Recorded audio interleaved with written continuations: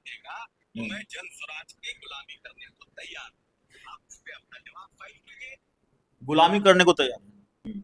जब इनकी नीतीश से लड़ाई थी तो अशोक चौधरी बहुत बोलते थे, बहुत भाषण देते थे, तो उपेंद्र कुशवाहा तो दिन बुलाए नहीं।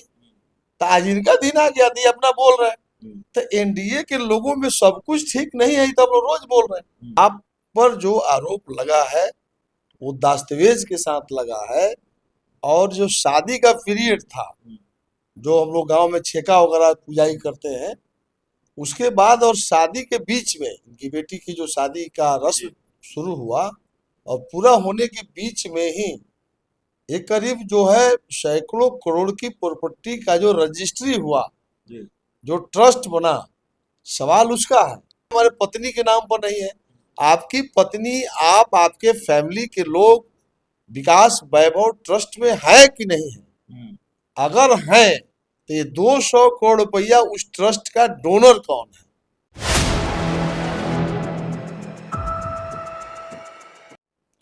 नमस्कार, आप देख रहे हैं 4 PM और मैं हूं अभिषेक मिश्रा। देखिए, बिहार सरकार के मंत्री अशोक चौधरी पर पहले प्रशांत किशोर ने आरोप लगाए और उसके बाद उनकी पार्टी में ही बवाल शुरू हो गया। उनकी पार्टी के नेता ही अशोक चौधरी से जवाब मांगने लगे और फिर मामला 100 करोड़ की मानहानि तक जा पहुंचा।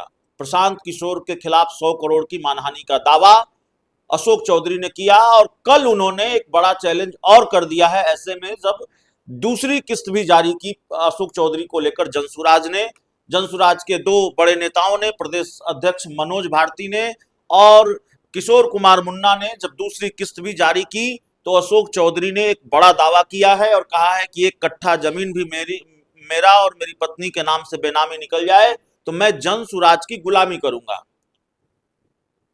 तो ये जो पूरी लड़ाई चल रही है प्रशांत किशोर और अशोक चौधरी के बीच में, इसमें कौन जीतेगा, कौन हारेगा और ये मामला और कितना आगे जाएगा, इस पर बात करेंगे। हमारे साथ जनसुराज के नेता सुभाष सिंह कुशवाहा हैं। सुभाष जी, आपसे बातचीत की शुरुआत करें उससे पहले थोड़ा एक ऑडियो सुनाना चाहते हैं। बड़ा तगड़ा चैलेंज दिया है जिस अशोक चौधरी के बारे में आप खुलासा कर रहे हैं और जिनके बारे में आप कह रहे हैं कि भाई बहुत संपत्ति बना ली, वो इतना बड़ा चैलेंज करो, गुलामी करने को तैयार हैं। जी।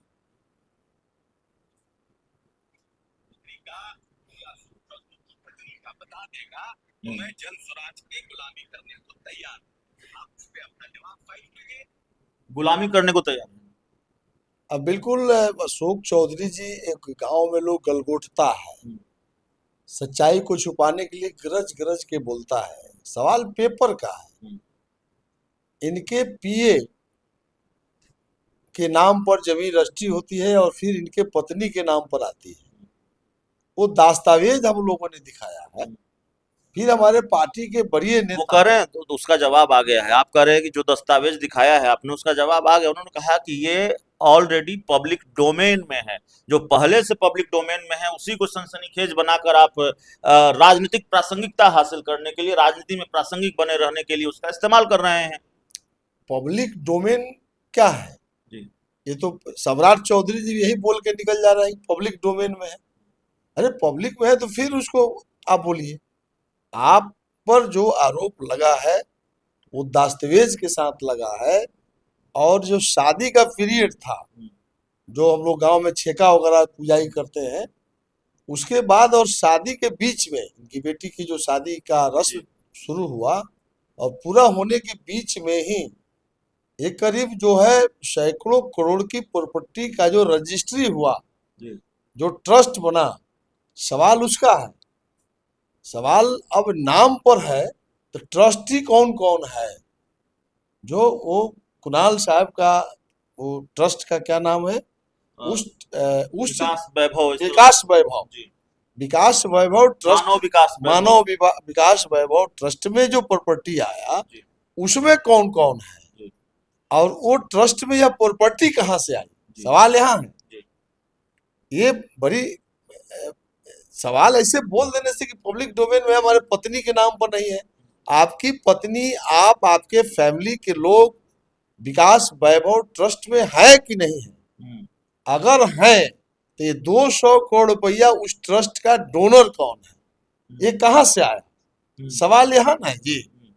तो दस्तावेज आप कह रहे हैं, तो उस पैसा से जमीन रजिस्ट्री किया गया। नहीं तो क्या चाहते हैं अशोक चौधरी से, क्या मांग है, क्या वो कहें कि, या क्या वो करें कि आपको लगे कि नहीं नहीं बहुत पाक साफ है? ये अवैध प्रॉपर्टी है जी। ये मंत्री के आड़ में कमाई का धन है। नहीं तो आपके कहने से नहीं होगा ना। अशोक चौधरी कह रहे हैं कि जो हमने डिस्क्लोज किया हुआ है, जो हमने जिसकी घोषणा हमने कर रखी है और जो ऑलरेडी पब्लिक डोमेन में है, कोई भी जाके निकाल सकता है, वो कैसे बेनामी संपत्ति होगी? अशोक चौधरी तो अपना जो बोलना है बोलबे ना करेंगे, वो प्रेशर में बोल रहे हैं, झूठ बोल रहे हैं, बेनामी संपत्ति नहीं है। वो एकदम आ करके सफेद झूठ बोल रहे हैं। नहीं तो जो संपत्ति घोषित हो चुकी है वो बेनामी कैसे है, यही तो पूछ रहे हैं अशोक चौधरी आप लोगों से। जो प्रॉपर्टी कहाँ घोषित किए हैं, नामांकन पेपर में दिए? वो तो कह रहे हैं बिल्कुल नहीं है। वो तो यही तो खेला है। ऐसे ही नहीं उनके प्रवक्ता उनसे कह रहे हैं कि आप आकर के खुलकर जवाब दीजिए। उपेंद्र कुशवाहा भी इस पर आ गए इस्तीफा की मांग कर। आपकी पुरानी पार्टी के नेता। बिल्कुल। तो सच्चाई से कोई मुकर नहीं सकता है। वो आरोपित हो गए हैं और ये साबित हो गया है कि वो अवैध प्रॉपर्टी कमाए हैं और विकास वैभव ट्रस्ट में इस पैसा को ले जा करके वो अपनी प्रॉपर्टी बनाना और उनके पत्नी के नाम पर जो है वो तो आपके सामने हम लोगों ने दिया। कमाए हैं कि नहीं कमाए हैं, आपका आरोप सही है कि नहीं सही है, लेकिन इतना जरूर है कि आरोप लगने के बाद जेडीयू ने उनसे जवाब मांगा और पूरी पार्टी उनसे किनारा कर चुकी है। जेडीयू के एक भी किसी बड़े नेता का बयान उनके पक्ष में नहीं आया है, कोई भी बड़ा नेता उनके साथ खड़ा नहीं दिखाई देता इस वक्त। और जेडीयू के मुख्य प्रवक्ता नीरज कुमार ने जो कहा उसका खंडन भी पार्टी के किसी बड़े नेता ने नहीं किया है। बिल्कुल सही बात है भाई, कैसे खंडन कर दीजिएगा? इनको इस्तीफा देकर के हट जाना चाहिए और नहीं तो ये हटाए जाएंगे। हटा जाएंगे बिल्कुल।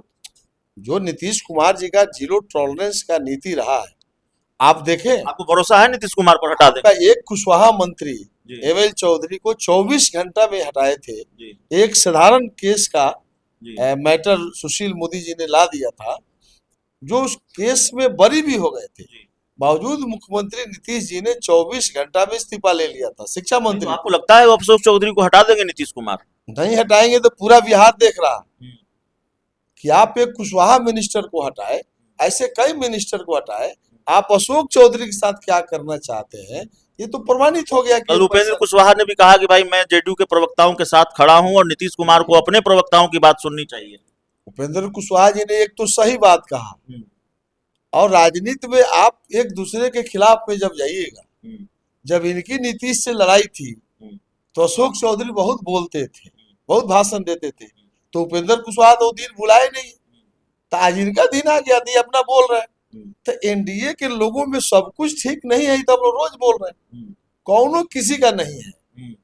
अब जब उपेंद्र कुशवाहा पर आफत आया था तो सम्राट ये आपको अशोक चौधरी बोलते थे।